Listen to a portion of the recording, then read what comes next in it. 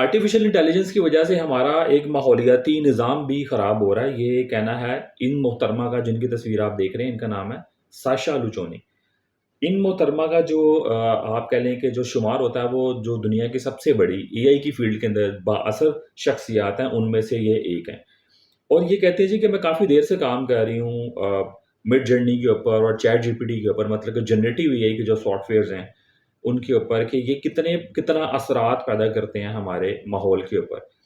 इनका कहना है कि एक जो नॉर्मल सर्च इंजन होता है हमारा, जिसमें गूगल आता है या याहू है या बिंग है, उसके मुकाबले के अंदर ये जो जनरेटिव एआई के सॉफ्टवेयर्स हम, मतलब कि एआई के सॉफ्टवेयर्स हम यूज़ करते हैं, इसके मुकाबले में ये 30% तक ज़्यादा तवानाई को कंज़्यूम करते हैं।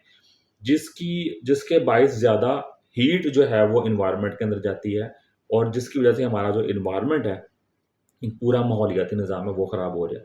वो कहते हैं मुझे बड़ा मायूस लगता है कि लोग सर्च करने के लिए, चीज़ों को सर्च करने के लिए जनरेटिव एआई के सॉफ्टवेयर्स को जो है वो यूज़ कर रहे हैं।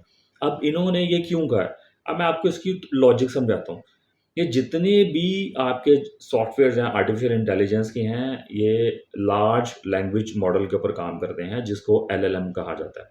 अब एलएलएम लार्ज लैंग्वेज मॉडल का मतलब ये होता है कि आपने इतना मिलियंस के अंदर आपने डाटा प्रोवाइड करना होता है उन सॉफ्टवेयर्स को, उस चीज़ को अंडरस्टैंड करने के लिए, ताकि वो अपने हिसाब से कल को जवाब दे सके लोगों को। तो जब उनको मिलियंस के अंदर डाटा प्रोवाइड किया जाता है, तो डेफ़िनेटली मिलियंस में डाटा प्रोवाइड करने के लिए कोई छोटा सिस्टम तो अवेलेबल नहीं होगा।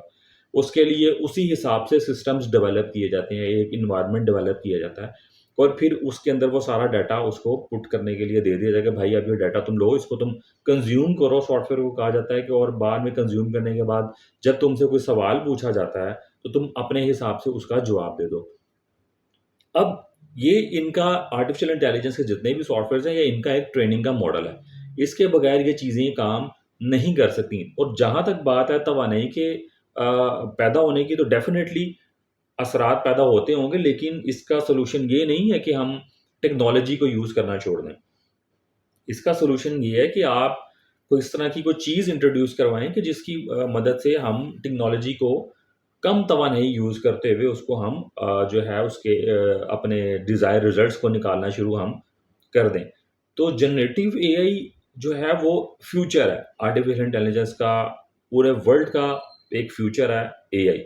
एआई के बगैर कल को कोई चीज़ भी नहीं जो है वो चल सकती। इवन कि अभी भी हमारी आपके जो स्मार्ट वॉच हैं, आपके जो स्मार्टफ़ोन्स हैं, उनके अंदर भी आपने मेटा एआई का, या आपके व्हाट्सऐप के ऊपर एआई का आपने यूज़ किया होगा, चैट जीपीटी का आपको पता होगा। इन सब सॉफ्टवेयर्स ने कितनी आसानियाँ पैदा कर दी हैं लोगों के लिए।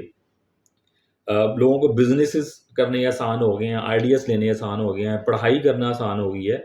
तो उसका सॉल्यूशन ये नहीं होगा कि इन सॉफ्टवेयर्स को बनाया ही ना जाए या काम ना किया जाए।